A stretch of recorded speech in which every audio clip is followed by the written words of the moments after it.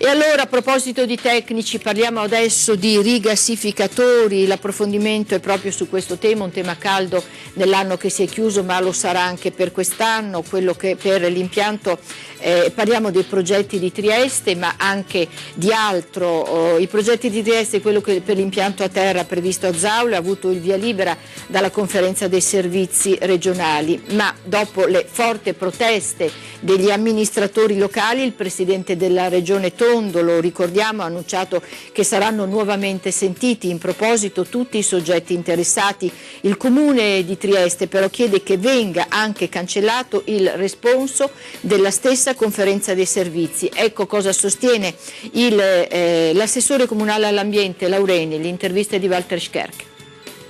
Il rigassificatore ha ricevuto a livello locale tantissime certificazioni di contrarietà che presentano un fronte assolutamente compatto ed omogeneo. Io credo che però sia fortemente errato pensare che da queste certificazioni così chiare segua automaticamente una revisione a livello romano, per cui mi sembra molto più probabile pensare a mesi ancora di grande come dire, contestazione, sempre più basati su dati di fatto, su valutazione di traffico, su previsioni urbanistiche e di sviluppo economico, che dovrebbero convincere un po' tutti che quell'opera in quel posto è assolutamente contraddittoria e controproducente. Perché il governo, concretamente il ministro per lo sviluppo economico, Passera, insistono sulla località di Zaule per il rigassificatore? Io potrei darle tantissime risposte, alcune anche molto cattive. Diciamo che penso sia non avvertito a livello romano l'esatta collocazione, l'esatta criticità di quel sito, per cui per loro parlare di Trieste vuol dire parlare di Alto Adriatico, non vuol dire parlare di area all'interno di 3 dighe fortemente antropizzata con tantissime altre attività esistenti e con, mi auguro, delle prospettive di sviluppo completamente diverse. Questa poca conoscenza dei dettagli probabilmente è il motivo, diciamo così, più nobile che io riesco ad attribuire a questo tipo di posizione fortemente acritica.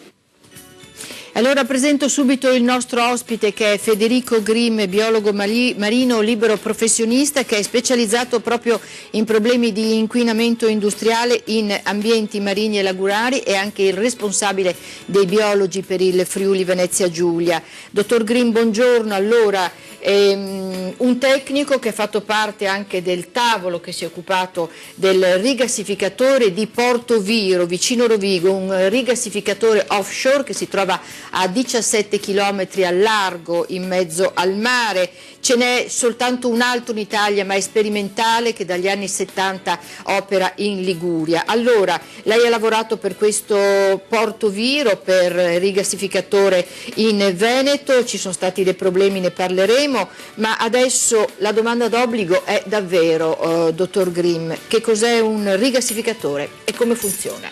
Innanzitutto buongiorno a lei e a tutti gli spettatori.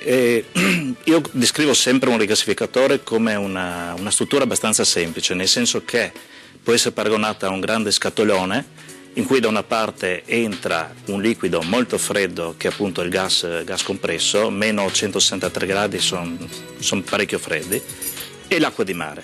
Dall'altra parte esce l'acqua di mare ed esce il gas simile a quello che noi troviamo a casa sui fornelli. Il punto di contatto, cioè il cuore di tutto il sistema, è un sistema di radiatori praticamente simile a quei termosifoni di casa, dentro cui scorre il gas liquefatto, che diventa poi gassoso grazie al contributo dell'acqua di mare che scorre su questi termosifoni. Questa è la struttura. Quanta acqua? Allora intanto stiamo vedendo il rigassificatore di Porto Viro, è un interessante dato. Il problema di tutti i rigassificatori, anche degli impianti industriali in genere, quando si usa acqua di mare, e la quantità sono 32.000 metri cubi all'ora, tanto per fare un confronto, per spiegarci, sono 2 grattacieli di 19 piani. Allora. Stiamo vedendo proprio il rigassificatore di Porto Viro. Sì. Lei ha lavorato, si è occupato, c'è stato un problema non previsto, che era quello, oltre alla nube di cloro che si era sprigionata, anche un problema di schiume.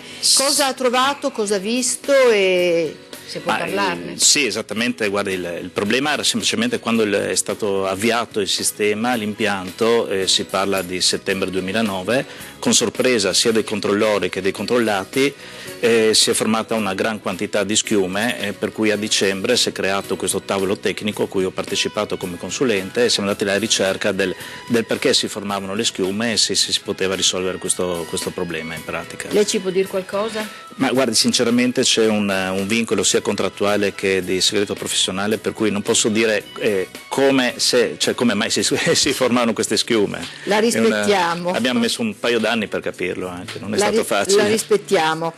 Quali sono i problemi maggiori di un rigassificatore, dottor Grimm?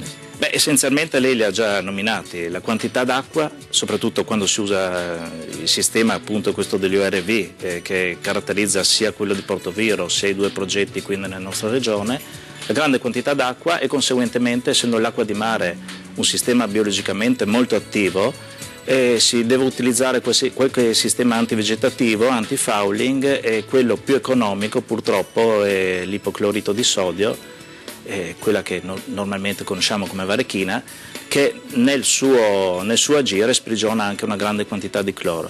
Nel senso, il controllo allo scarico viene fatto, ne viene rilasciata poco allo scarico finale, poco però volte 32.000 metri cubi all'ora, quindi è sempre tanto. Il sistema biologico deve ripartire da zero e nel frattempo si perde una gran quantità di cloro nell'aria.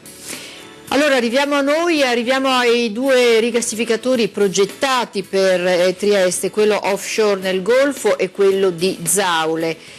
Sono rigassificatori moderni ma non modernissimi, mi accennava. Lei che cosa pensa? Che cosa ci vorrebbe? Ho accennato appunto questo sistema dei radiatori che sfrutta l'acqua di mare, in realtà è un sistema molto economico e anche un po' antiquato.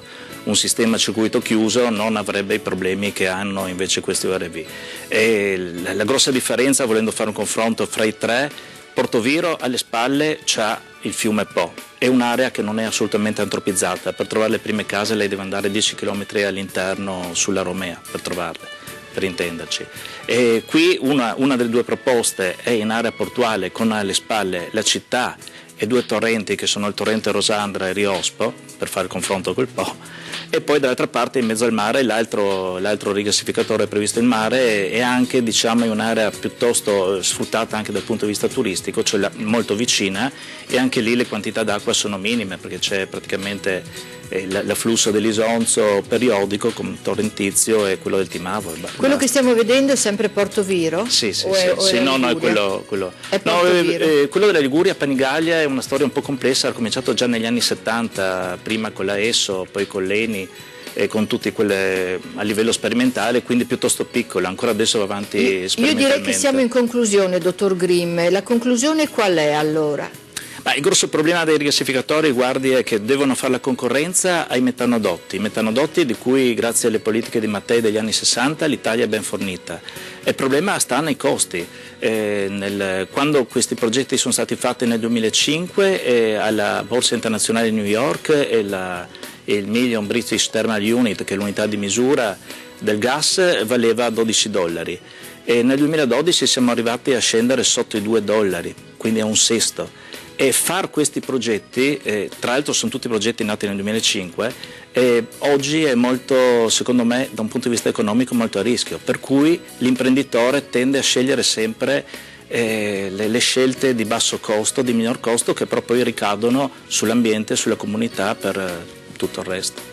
È quello il grosso problema. Per tutto quello che ci siamo detti. Davvero grazie a Federico Grimm, che è responsabile dell'Ordine dei Biologi per il Friuli Venezia Giulia.